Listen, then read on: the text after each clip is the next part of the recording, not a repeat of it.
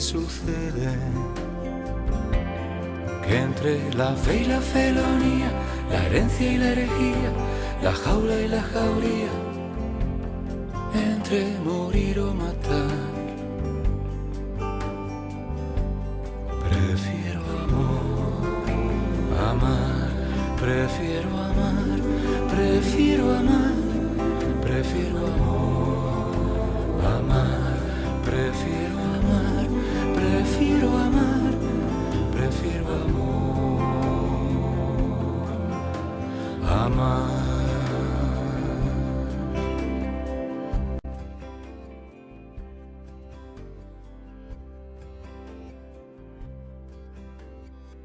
Hola, ¿qué tal, amigos y amigas? Aquí tenéis un vídeo que nunca pensé que tendría que hacer, la verdad. De hecho, no estoy seguro ni siquiera de hasta qué punto os interesa, lo cual es preocupante para el canal considerando que va a ser un vídeo más largo de lo habitual. Como habéis visto, desde hace ya unos meses estoy subiendo todos los martes el vídeo de TikTok, ¿no? Entonces, como sabéis, pues la gran mayoría de ellos tiene que ver con la Biblia, con el cristianismo, con el Islam, con la tradición abrámica en general. Entonces, todos acogéis esos vídeos muy bien, lo cual os agradezco enormemente. Pero, por desgracia, en TikTok es casi todo lo contrario. O sea, sí, también hay, sin duda, gente amable que lo agradece, que lo aprecia, pero comentan poco. En cambio, los que más comentan, y estamos hablando lo mismo de una proporción de 100 a 1, es muy exagerado, son cristianos enfadados y sobre todo musulmanes engreídos, ¿no? Musulmanes que no paran de decir una y otra vez que cristianos y judíos están equivocados, que sus escrituras están mal, incluso que me arrepentiré de mis palabras el día del juicio, que Dios personalmente me juzgará a mí, que entonces me acordaré de ellos y de sus anuncios, porque la verdad está en el Corán, que no ha sido alterado en 14 siglos. En casi todos los vídeos tengo decenas de comentarios de este tipo y la verdad es que Antes estaba harto, ahora estoy ya cansado. Los que me conocéis sabéis que me encanta divulgar tanto la Biblia como el Corán. Creo que son obras que merece mucho la pena conocer, ya que no solo han configurado nuestra sociedad y nuestra propia cultura, sino que son el faro para 2.400 millones de cristianos y 1.700, 1.800 millones de musulmanes, lo que hace un total de 4.100 millones de almas, más de la mitad de la población mundial. Así que poca broma. También, los que me seguís desde hace tiempo lo sabéis, también defiendo, y vaya esto siempre por delante y téngase presente en todo momento, en todos los vídeos, no solamente en este, que defiendo y considero que ni la Biblia, ni el Corán, ni ninguna otra escritura sagrada puede ni debe limitarse a su análisis formal, histórico, sino que tiene también un contenido espiritual que no solo hay que valorar, sino que debería ser lo más importante para las comunidades creyentes. Porque si no, como decía Abdenur Prado, si se hace lo contrario, si se le da más peso dentro de la comunidad creyente al aspecto histórico-científico que al espiritual, acaba por dejar de ser una escritura revelada y se convierte simplemente en una crónica de sucesos. Y, personalmente, lo reconozco, trago muy mal a quienes consideran que su verdad religiosa es la única verdad. Me parece una arrogancia enorme pretender poseer la verdad respecto del absoluto. Precisamente hoy leía un cuento que dice que un grupo de discípulos tenía multitud de preguntas sobre Dios y su maestro les dijo que Dios es el desconocido y el incognoscible y que cualquier afirmación acerca de él, cualquier respuesta a sus preguntas no será sino una distorsión de la verdad. Entonces los discípulos se quedaron perplejos y le preguntaron: «Entonces, ¿por qué hablas de él?». Y respondió el maestro: «¿Por qué canta el pájaro?». El pájaro no canta porque tenga una afirmación que hacer, sino porque tiene un canto que expresar. Recordad la historia del abad Virila, que entendió lo que era la eternidad al escuchar cantar a un pájaro. Recordad la historia de Nasrudin, que cuando vio por primera vez a un halcón real, puesto que solo conocía las palomas, le cortó las garras, las alas y el pico para que pareciese un pájaro como es debido. Es decir, que la propia tradición islámica advierte contra las personas religiosas que no conocen más mundo que aquel en el que viven y consideran que no tienen nada más que aprender y sienten la necesidad de encajar a Dios en las ideas que tienen sobre él. En el Centro Ultrella se respetan todas las tradiciones y creencias, pero no a costa de menospreciar las de los demás, ni mucho menos a las demás personas. Así que, en el vídeo de hoy, teniendo esto perfectamente claro, os voy a contar la historia de la composición del Corán.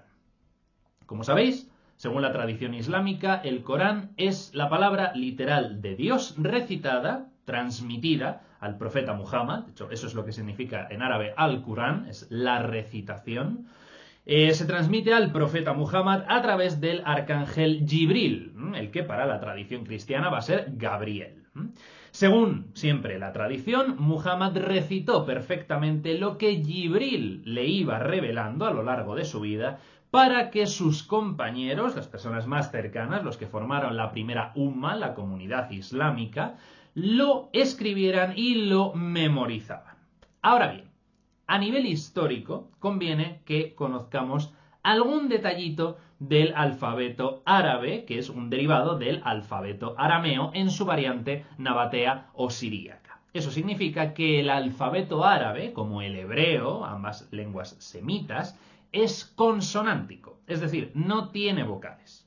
Sabemos que la escritura árabe temprana transcribió 28 consonantes, 28 caracteres, de los cuales únicamente 6 se pueden distinguir con facilidad. El resto, las 22 consonantes restantes, los 22 caracteres restantes, tienen semejanzas formales. ¿Qué quiere decir esto? Que una consonante concreta, el significado de una consonante y por lo tanto de una palabra formada por esas consonantes, solo puede ser determinada por el contexto. Solamente con la introducción de los diacríticos árabes, los llamados tashkil, algunos siglos más tarde, se consiguió una vocalización autorizada del texto, es decir, se estableció cómo debía leerse y se convirtió de esa manera en canónico. Pero para eso todavía falta.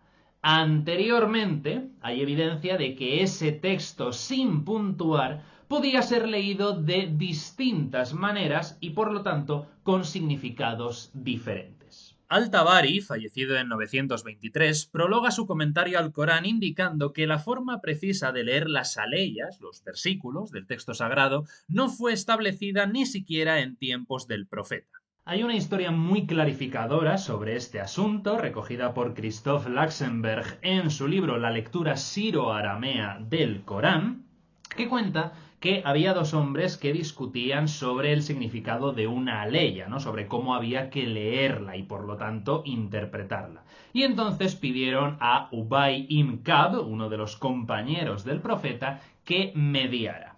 Tras escuchar la versión de cada uno, Ubay no estuvo de acuerdo con ninguno de ellos y propuso una tercera lectura alternativa. Entonces, para resolver la cuestión, los tres acudieron a Muhammad. El profeta pidió al primer hombre que leyese la leya y dijo que era correcto. También le pidió al segundo que hiciese lo mismo y le dio la misma respuesta. Y entonces pidió a Ubay que compartiese su propia versión y Muhammad también reconoció que su lectura, igual que las otras dos, era correcta. Entonces, al ver la perplejidad de Ubay, Muhammad le dijo: ruega a Dios por la protección contra el maldito Saitán.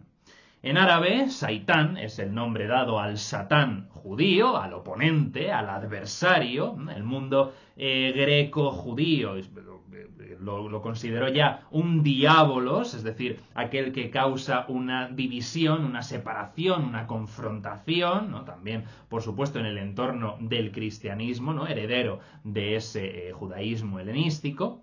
Entonces Muhammad dio esta lección a Ubay y a los dos hombres para que entendieran que el Corán no es propiedad de una sola lectura, de una sola hermenéutica, que no se puede encerrar en una única lectura, sino que permitía todas aquellas lecturas que surgiesen de un corazón guiado por Dios, resguardado del Saitán. Esta es una enseñanza preciosa y muy importante sobre la que profundizaremos en el último vídeo de este tríptico sobre el Corán, pero volvamos a la historia aconfesional. El proceso formativo del Corán, a la luz de la investigación académica aconfesional, debió ser más o menos así. Dando por bueno que las revelaciones, o lo que Muhammad consideró tales, empezaron en el año 610 y se prolongaron durante 22 años, hasta la muerte del profeta, durante su vida sabemos que no tuvo ningún interés en poner esas revelaciones por escrito. Nunca hubo un proyecto de formar el Corán como un libro.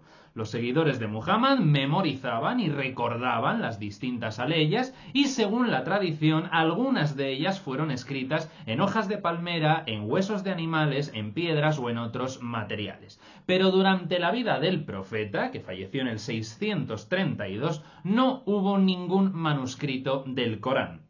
Los materiales escritos que se utilizaban para la predicación y para la lectura en las reuniones litúrgicas eran sin duda o bien hojas, papeles, documentos heredados del movimiento nazareno o redactados por escribas del propio Muhammad. Se trataba, sobre todo, de resúmenes en árabe de la Torá, de escritos de los judíos sirios y de material mixto de evangelios apócrifos orientales. A partir de esos materiales se formaría más adelante el estrato más antiguo del Corán, que básicamente promovía un mesianismo escatológico predicado a los árabes, seguramente ya cristianizados en su mayoría.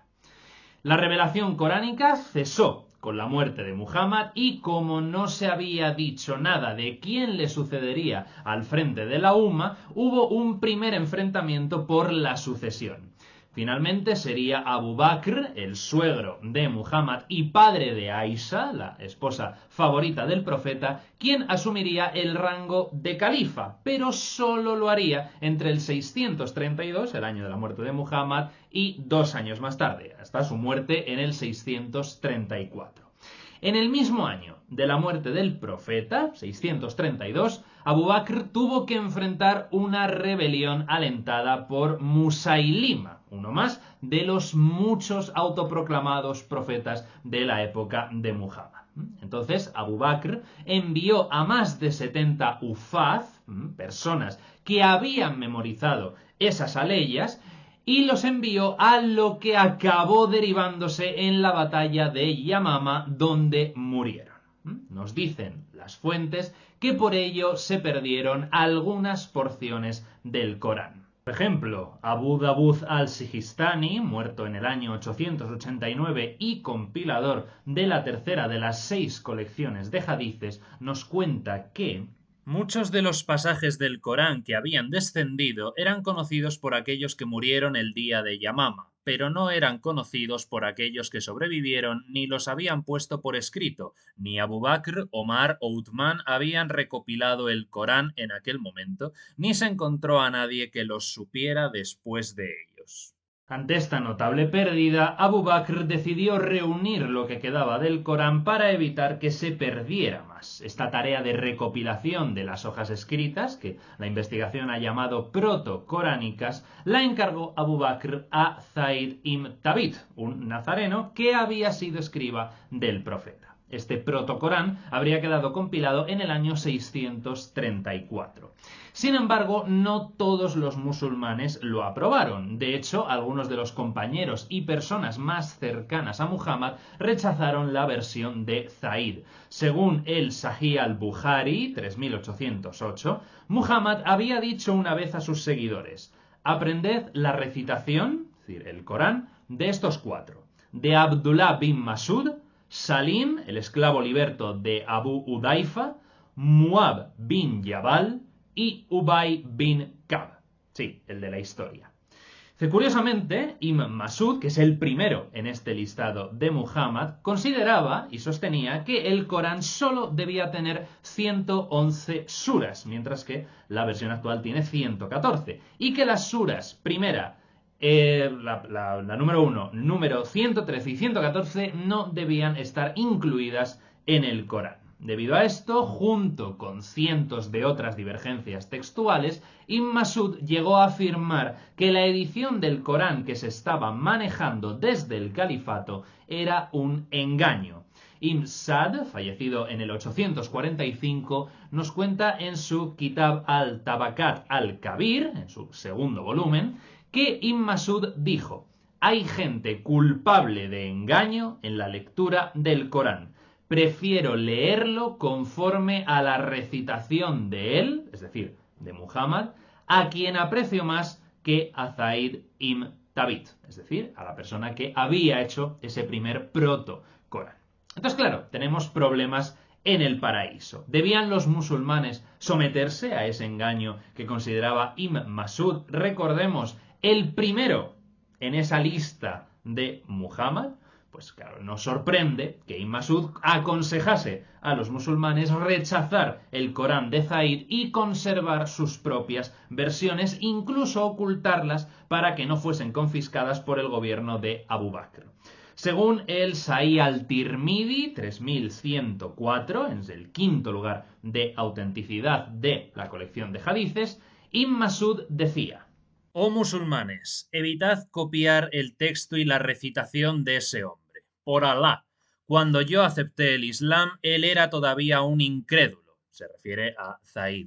Y por eso Abdullah ibn Masud decía: «Oh gentes de Irak, guardad los manuscritos que tenéis y escondedlos». Pero Ibn Masud no fue el único de los hombres de confianza de Muhammad que no estuvo de acuerdo con el Corán de Zaid y Abu Bakr. Ubay ibn Ka'b, el de la historia de antes, fue considerado el mejor recitador de Muhammad y uno de los pocos musulmanes que recopiló materiales del Corán durante la vida del profeta. Sin embargo, Ibn Ka'b creía que el Corán de Zaid había perdido 2 suras. Andando el tiempo, los musulmanes se vieron obligados a rechazar parte de la recitación de Ibn Ka'b. Dice de nuevo el Sahih al-Bukhari, en 5005. Omar dijo: «Ubay era el mejor de nosotros en la recitación, pero dejamos algo de lo que él recita». Pero Ubay dice: «Lo he tomado de la boca del enviado de Allah y no lo dejaré jamás por nada». Que ninguno de vosotros diga: «He aprendido el Corán entero», porque ¿cómo lo va a saber entero cuando ha desaparecido buena parte de él? Que diga más bien: «He aprendido lo que queda». Esto lo cuenta Abu Ubaid, fallecido en el 838, en su Kitab Fadail al-Quran. Uno de los compañeros de Muhammad, otro compañero, Abu Musa, apoyaba esta afirmación de Ibn Umar cuando decía que los primeros musulmanes habían olvidado 2 suras debido a la pereza. Lo cuenta el Sahih Muslim 2286. Abu Musa al-Ashari mandó buscar a los recitadores de Basora. Vinieron a él y eran 300. Recitaron el Corán y él dijo: «Sois los mejores entre los habitantes de Basora, porque sois recitadores entre ellos. Así que continuad recitándolo. Pero procurad que por mucho tiempo vuestra recitación no sufra olvidos, como sufrieron olvidos los que os precedieron». Solíamos recitar una sura que se parecía en longitud y severidad a la Baraat. Sin embargo, yo la he olvidado, salvo un trozo que aún recuerdo. Si hubiera 2 valles llenos de riquezas para el hijo de Adán, él desearía un tercer valle, y nada llenaría el estómago del hijo de Adán sino el polvo. Y solíamos recitar una sura que se parecía a una de las suras de Musabiat, y la he olvidado. Es decir, que hubo suras enteras del Corán, capítulos enteros, que fueron olvidadas. Sabemos también que grandes secciones de ciertas suras igualmente desaparecieron. Así, por ejemplo, Abu Ubaid, de nuevo en su Kitab Fadail al-Quran, que ya hemos mencionado antes, dice: Aisha dijo: «La sura al-Ahzab, es decir, la 33, Cuando se recitaba en tiempos del profeta tenía 200 versículos, pero cuando Uthman puso por escrito los códices, ya llegaremos a eso, no consiguió reunir más de lo que hay hoy, es decir, 73 aleyas de 200. Según dice Abu Ubaid, Aisha señaló que los compiladores del califa Uthman simplemente no pudieron encontrar la Sura 33 entera. ¿Por qué? Pues porque, como hemos visto, muchos recitadores habían caído en la batalla de Yamama y al parecer no quedó nadie, no sobrevivió nadie que supiese la Sura completa. Aisha también habría advertido de que habían desaparecido versículos concretos, aleyas concretas del Corán, a veces de una forma muy curiosa. Por ejemplo, esto es lo que dice el Sunan Ibn Majah, otra de las colecciones principales de hadices suníes, en 1944. Se cuenta que Aisha decía: la haya de la lapidación y la del amamantamiento a un adulto se reveló 10 veces, y el papel lo tenía yo debajo de mi almohada.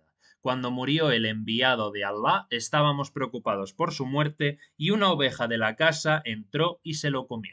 Según esto, las aleyas sobre la lapidación y el amamantamiento, reveladas nada menos que 10 veces, no están hoy en el Corán. ¿Por qué?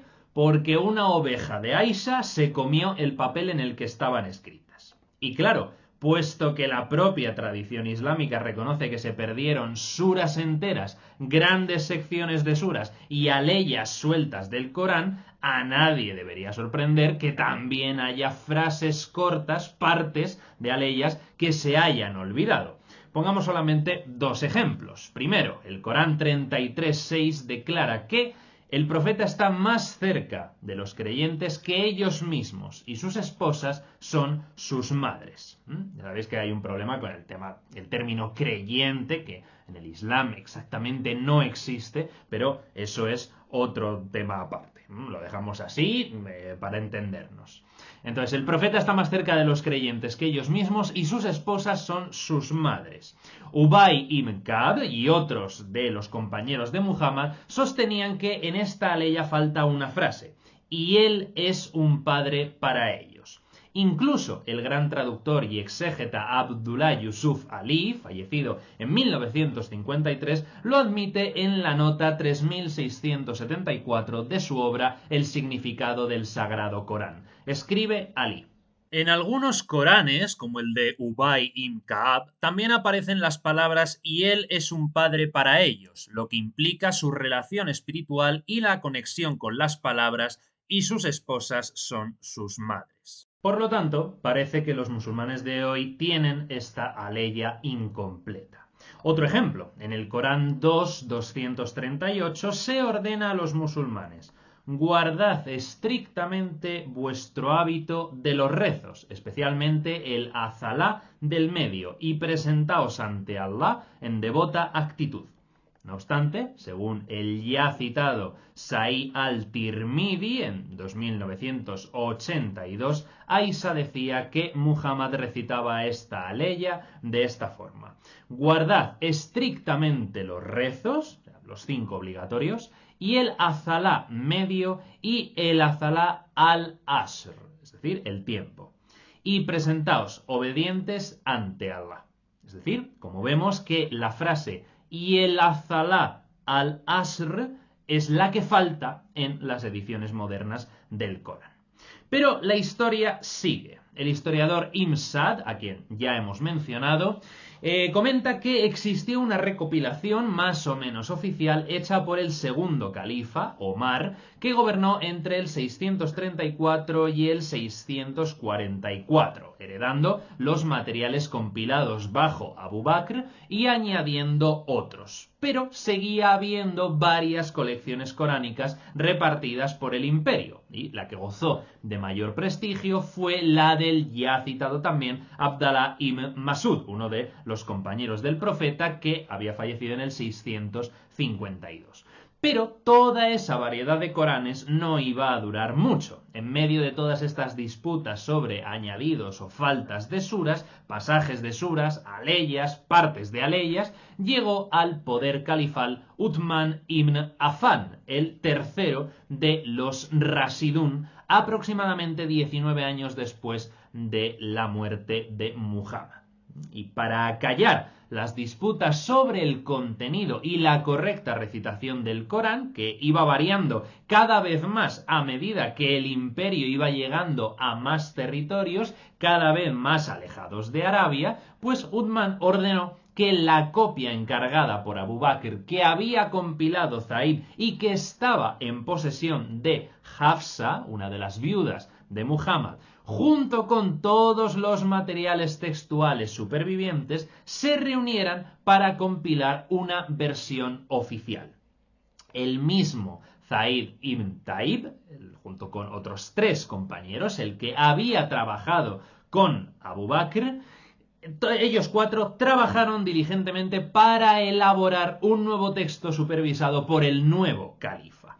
Y cuando estuvo terminado, cuenta el Sahih al-Bukhari en 4987 que Uthman envió a cada provincia del Imperio Islámico una copia de ese Corán. La principal se quedó en Medina y otras fueron enviadas a las grandes ciudades, a Kufa, a Basora, a Damasco y a la Meca.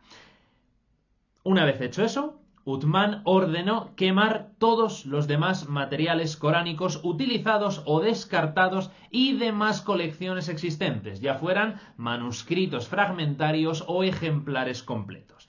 Entre las copias destruidas se sabe que se encontraban el importante Códex de Ubay ibn Ka'b y también el llamado Códex de Ali, que ordenaba las suras cronológicamente en lugar de hacerlo por extensión como en el Corán actual. Esto ocurría en torno al año 650-656 y la versión de Uthman sería el modelo, ya que fue este califa quien declaró la invariabilidad del texto, sería el modelo y fue él el que proclamó que era ese Corán el que había sido transmitido por Dios al profeta y lo cerró en las actuales 114 suras, colocando la primera al-Fatiha, es decir, la apertura. Sin embargo, no ha sobrevivido hasta nuestros días ninguna copia de este Códex Uthmaniano. Los historiadores islámicos del siglo IX cuentan que esta versión fue destruida por el gobernador de Medina en la campaña del año 665, o sea, 10 años más tarde de la compilación del Corán de Uthman. Existe una leyenda islámica que cuenta que el califa Ali, el primo y yerno de Muhammad y el último Rashidun, llevó consigo un ejemplar del Corán de Uthman hasta Kufa, en el actual Irak, y que en el siglo XIV fue esa copia la que llegó a manos de Tamerlán, el famoso emir erudito del imperio timurida turco-mongol. Esa copia sería la conocida hoy como Códice de Samarcanda, que se encuentra actualmente en Taskent, en la capital de Uzbekistán. Pero este manuscrito, aparte de estar incompleto, cosa que, como hemos visto, no debería extrañar a nadie, data con toda probabilidad del siglo IX y presenta variaciones importantes con otros códices que se atribuyen también a Uthman. Históricamente, lo cierto es que los seguidores de Ali, es decir, los chiíes, fueron derrotados por los suníes y obligados a destruir sus propios documentos, de manera que el chiísmo acabaría adoptando el Corán mayoritario suní. A su vez, la tradición relata que ya en época del primer califa Omeya, Muawiyya, que gobernó entre el 660 y el 680, se volvieron a quemar las versiones disidentes del Corán que quedaban. Pero, como vemos, durante bastante tiempo hubo muchos musulmanes que preferían códices distintos a los proyectados por el califato. Códices atribuidos a compañeros de Muhammad como Abdullah ibn Masud, muerto en el 653, Ubay ibn Ka'b, muerto en el 649, o Abu Musa en el 672. Por tanto, si hacemos caso a las fuentes, se supone que fue el tercer califa, Uthman ibn Affan, quien ordenó la recopilación y ordenamiento de esa masa informe de material, aceptando unas cosas y desechando otras entre el 650 y el 656. Ese habría sido el primer Corán oficial, constituido como Vulgata, que sin embargo no eliminó la posibilidad de que se produjesen distintas Qirat, distintas lecturas, ya que se continuaba empleando la escritura defectiva, la escritura consonántica, sin signos ni de acentuación ni de puntuación. Por lo tanto, el significado continuaba dependiendo enteramente de la lectura que se hiciera en base a ese esquema consonántico, lo que implicaba también una gran incertidumbre sobre el texto escrito, tal y como por otro lado parecía haber sido el deseo original de Muhammad. No era que el texto no se entendiera, sino que la libertad de significado en la lectura podía actuar sobre las necesidades concretas de la umma con el paso del tiempo. Pero claro, Muhammad contaba con una ventaja que Uthman ya no tenía. Aunque ambos eran jefes de Estado, la umma de Muhammad era mucho más humilde y eran todos árabes, con la misma cosmovisión, mientras que Uthman estaba al frente de un imperio que se extendía por las actuales Irán, Afganistán y Armenia, llegando casi hasta la India, y por el norte de África, por Egipto y Libia, casi hasta la actual Túnez, llevando al califato Rashidun a su máxima expansión con la pluralidad de pueblos que eso implicaba. Uthman hizo lo que consideró mejor para su política, exactamente igual que había hecho el rey Josías de Judá en el siglo VII antes de nuestra era con el yavismo, o los emperadores Asoka y Teodosio I con el budismo en el siglo III antes de nuestra era y el cristianismo en el siglo IV de nuestra era, respectivamente. Uthman necesitaba unificar a su pueblo a través de una única y misma religiosidad que se plasmaba en una única y misma escritura. Aunque respetaba la libertad de lecturas, todas debían hacerse en base a un texto único, ya que ordenó destruir todas las demás versiones.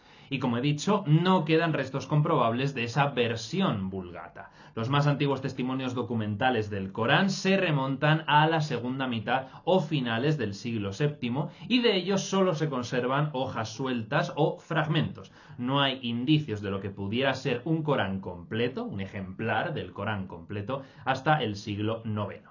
Pero esto quizás se deba a que, como hemos visto, el poder califal en varias ocasiones ordenó la destrucción sistemática de los documentos anteriores para defender y para, digamos, presentar y tener su propio Corán, de tal manera que no se conserva ninguna versión perteneciente al primer siglo de la historia islámica. Según las últimas investigaciones, probablemente el Corán no recibió una forma semejante a la actual hasta el califato omeya de Damasco con Abd al-Malik ibn Marwan, que reinó entre el 685 y el 705, el mismo que hizo construir en Jerusalén al-Qubat al-Sahra, la llamada cúpula de la roca. A su vez, al-Malik ordenó compilar el Códex del Corán a instancias del gobernador de Irak, al-Hayy ibn Yusuf, que quería imponer una doctrina ortodoxa uniforme. Al-Malik aceptó y bajo su patronazgo se adaptaron y ordenaron las suras coránicas por extensión, tal como están dispuestas actualmente. De la más larga, que es la sura 2, empieza con la sura de la apertura, exactamente igual que con Uthman, pero a partir de la sura 2 hasta la 114, el orden de las suras va por extensión. El Corán del califa al-Malik se convirtió en el libro sagrado para toda la umma y las fuentes cuentan que, al igual que Uthman, al-Malik también ordenó la quema masiva de todos los demás manuscritos que quedaban. Con todo, parece que la versión de Abd al-Malik no era todavía idéntica al Corán actual, pero con mucha probabilidad constituyó la base para la versión coránica que acabaría por imponerse. Pero aquí tenemos un detalle interesante. La islamóloga Patricia Crown, fallecida en 2015, una de las grandes figuras de la crítica confesional islámica contemporánea, sostenía que lo más probable es que la historia coránica anterior a Abd al-Malik sea en gran medida una invención tardía, ya que todas las fuentes que hemos ido mencionando sobre la génesis del Corán son del siglo IX en adelante. Crone considera que el Corán se compiló en realidad en tiempos de este califa, es decir, en el siglo VIII. A la misma conclusión llega Jacqueline Chaby, nacida en 1943, historiadora y profesora emérita de estudios árabes de la Universidad de París. Y recordemos, como hemos dicho, que en ese momento los manuscritos coránicos solo utilizaban la escritura defectiva. El significado dependía enteramente de la lectura que se hiciera del esquema consonántico. Aún aceptando las teorías de las señoras Crone y Chaby, el Corán de Al-Malik habría pasado por lo mismo que cuentan los hadices de los distintos ejemplares coránicos. A partir del año 750, en época abasí, el texto escrito fue objeto de numerosas supresiones, adiciones, sustituciones e interpolaciones. En la segunda mitad del siglo IX, cuando los califas de Bagdad volvieron a la doctrina tradicional, se buscó fijar la historia oficial, así como el texto coránico y su interpretación. Se persiguió entonces a los disidentes, como fue el caso de los filósofos mutazíes, quienes consideraban, por ejemplo, que el Corán fue creado por Dios y por lo tanto forma parte de la creación, lo que deja a los seres humanos cierto margen para interpretarlo y distinguir entre enseñanzas atemporales y prescripciones circunstanciales. Las obras de la escuela mutazilí fueron destruidas y fue a partir del siglo X cuando se impuso de forma definitiva el uso de un único Corán y se prohibieron todos los demás. De hecho, no subsiste ningún ejemplar de un Corán anterior, ningún ejemplar completo, excepto algunos fragmentos dispersos que comentaremos ahora. Fue esta versión del siglo X la base para la edición que a su vez sería el modelo del Corán actual. ¿Qué ocurrió en ese tiempo para que el Corán necesitara una nueva versión? Pues que se produjo un cambio de poder. En el año 947 los abasíes o abásidas pierden el poder califal ante los selyúcidas turcos. Entonces es el momento en el que las provincias de Córdoba, Egipto y Marruecos se desvinculan del poder central en Bagdad. En definitiva, lo que parece incuestionable es que Muhammad no tuvo interés en poner por escrito los relatos de su predicación o sus revelaciones, algunas de las cuales llegarían más tarde a integrarse en el texto del Corán. Solamente determinados episodios o discursos sueltos fueron registrados por escrito de forma ocasional y por diferentes personas o motivos. A ellos se agregaron otros escritos heterogéneos, todos ellos objeto de modificaciones, que darían como resultado una superposición de estratos compositivos y semánticos, pero eso ya es otro tema. Sí queda por comentar lo que hemos mencionado antes, los fragmentos antiguos, ¿no? Esos restos de los primeros Coranes o el material protocoránico, y los más importantes son estos dos. Uno es el manuscrito de Saná, en Yemen, de finales del siglo VII. Es un palimpsesto que contiene un 10% del corpus coránico. El pergamino en el que está escrito ha sido datado por radiocarbono con una precisión del 99% antes del año 671, con un 95,5% de probabilidad de ser más antiguo del 661 y con un 75% de probabilidad de ser anterior al 646. Recordemos que Muhammad muere en el 632, por lo que el palimpsesto de Saná es uno de los manuscritos más importantes del mundo para la cuestión que nos atañe. Cuenta, lógicamente, con dos capas de texto, ambas coránicas y escritos en literatura iyazí. Mientras el texto superior es casi idéntico al Corán moderno en uso, ¿no?, con excepción de variantes de pronunciación, el texto inferior, es decir, el que ha sido borrado, el que está por detrás o debajo del texto que actualmente se lee, ese texto inferior contiene diferencias significativas con respecto del texto estándar. El manuscrito de Saná tiene exactamente los mismos versículos y sigue el mismo orden que el Corán estándar, pero el orden de las suras es diferente en este códice de Saná que en el Corán estándar. Otro caso muy relevante es el que presenta el manuscrito de Birmingham. En 2015, la Universidad de Birmingham reveló que las pruebas científicas pueden mostrar un manuscrito del Corán en su colección como uno de los más antiguos conocidos y creen, y así lo notificaron a la prensa, que fue escrito en tiempos del propio Muhammad. Las pruebas realizadas por la Unidad Aceleradora de Radiocarbono de Oxford indican una probabilidad del más del 94% de que el pergamino esté datado entre los años 568 y 645, lo que sería realmente impresionante. Sin embargo, el doctor Saud al-Saran, el director del Centro para Búsqueda y Estudios Islámicos en Riad, capital de Arabia Saudí, cuestionó si el pergamino de Birmingham podría haber sido reutilizado como palimpsesto, es decir, que, como hemos dicho, lo escrito en él sería más reciente que el texto subyacente al propio pergamino. Y también notó que la escritura estaba separada por capítulos y los versículos terminaban punteados, que son dos características de la escritura árabe que no fueron introducidas en el Corán hasta más tarde, como hemos visto, entre los siglos VIII y X. Además, el tipo de caligrafía cúfica no se corresponde con el utilizado en Arabia, sino más al norte, en Siria y Palestina. Estas críticas de al-Sarhan fueron confirmadas por expertos sauditas en historia coránica que rechazan cualquier especulación de que el Corán Birmingham pudiese haber sido escrito durante la vida del profeta Muhammad.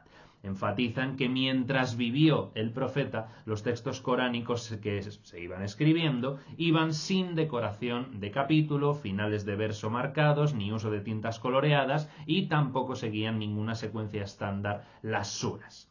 Así que mantienen que todas estas características fueron introducidas en tiempos del califa Uthman, así que las hojas del Birmingham podrían haber sido escritas más tarde, pero no más temprano. Así que, aunque la mayoría lo ha dado por bueno como perteneciente a la época de Muhammad, en realidad hay serias dudas de que, aunque el pergamino sí sea de principios del siglo VII, su contenido podría ser, como poco, 100 años posterior.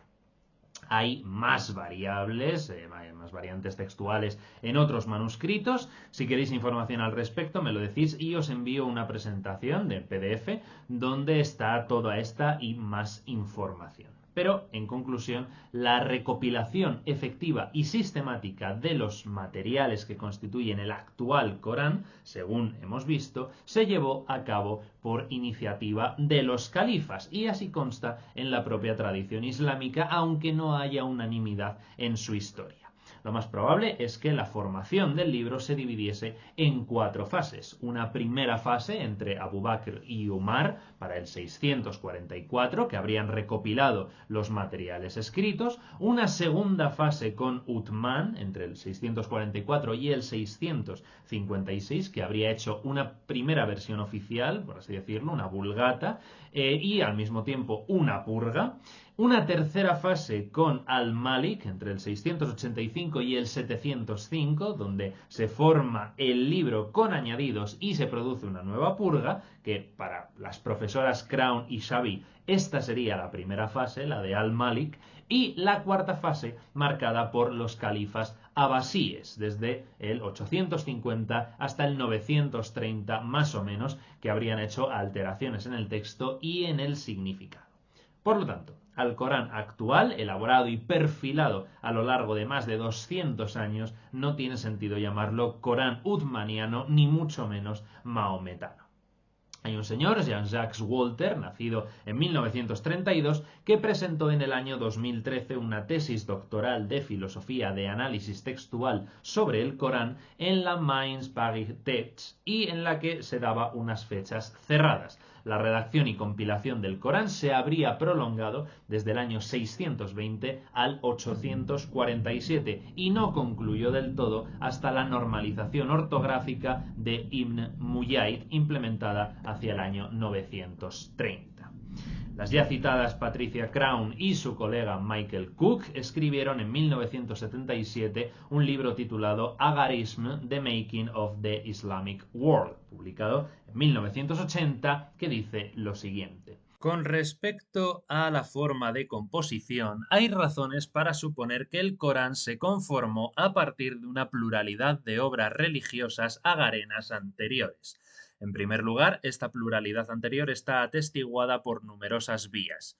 Por el lado islámico, el mismo Corán da oscuras indicaciones de que la integridad de la escritura era problemática, y con esto podemos correlacionar la acusación contra Uthman de que el Corán había sido muchos libros de los cuales él había dejado solo uno. Por el lado cristiano, el monje del monasterio de Bethal distingue intencionadamente entre el Corán y la Surat al-Baqarat como fuentes de la ley, mientras que Le Bon atribuye al emperador León el relato de cómo Al-Ayai destruyó las antiguas escrituras agarenas.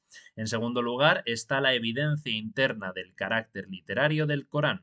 El libro carece sorprendentemente de estructura general, es con frecuencia oscuro e inconsecuente tanto en el lenguaje como en el contenido, apresurado en su concatenación de materiales dispersos y dado a la repetición de pasajes enteros en versiones variantes. Sobre esta base se puede argumentar plausiblemente que el libro es el producto de una edición tardía e imperfecta de materiales procedentes de una pluralidad de tradiciones. Hasta ahora no hay consenso unánime para fijar las etapas de formación, selección y rectificación de los materiales que finalmente acabaron componiendo el texto del Corán que hoy conocemos. Sin embargo, también es verdad que cada vez hay menos dudas de que fue un proceso de redacción largo, complejo y del que quedan numerosas huellas discernibles en el ordenamiento de las suras y las aleyas. Las discrepancias observadas en el manuscrito de Saná, por ejemplo, son muestra de que hubo una evolución del texto y de que su transmisión implicaba variaciones o transformaciones creativas. Así que no es fácil, pero tampoco imposible, clarecer las sucesivas etapas de composición del texto desde la época del profeta Muhammad hasta el califato de Al-Mutawakkil, el califa abasí, que reinó en Samarra entre el 847 y el 861 y que fue quien declaró el dogma del Corán increado. Teniendo en cuenta los resultados de las indagaciones de reconocidos expertos de distintas universidades como la de París o la de Granada, a partir de cuyas investigaciones he podido compartiros este contenido, por provisionales que sean, es posible establecer una hipótesis sobre cómo fue la evolución que dejó sus huellas en la estratificación textual, encontrando múltiples versiones y miles de variantes del Corán. Según el sabio Ibn Mujahid, fallecido en el 936, el Corán se reveló en 7 lecturas, cada una con 2 transmisores, pero las versiones son muchas más. El texto actual del Corán quedó fijado hacia el año 850, con retoques hasta el 930, y la versión actual más reconocida, aunque hubo otras en tiempos modernos, es la preparada e impresa en 1923 por los eruditos de la Universidad de Al-Azhar del Cairo. Hay numerosos estudios al respecto, disponibles para quien desee leerlos, pero por mi parte la información está impartida. Y es que, amigos y amigas, cada vez que los seres humanos transmiten y copian un libro, se cometen errores de ortografía, omisiones inadvertidas, cambios intencionados, y esto es verdad en todos los libros, incluido el Corán y la Biblia. La diferencia es que el Corán promete que nunca se producirán cambios en su texto, y sin embargo, como hemos visto, el Corán no se ha preservado perfectamente desde los tiempos de Muhammad.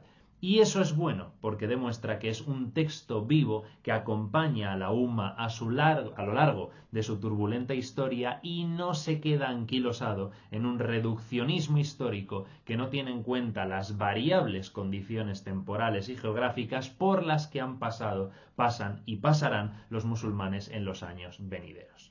Entonces, la importancia del Corán no radica en su invariabilidad, que ya se ha demostrado que no existe, sino en la validez que de él pueden extraer actualmente musulmanes y musulmanas de todo el mundo para quienes representa la palabra de Dios y pueden vivir más conforme con su voluntad.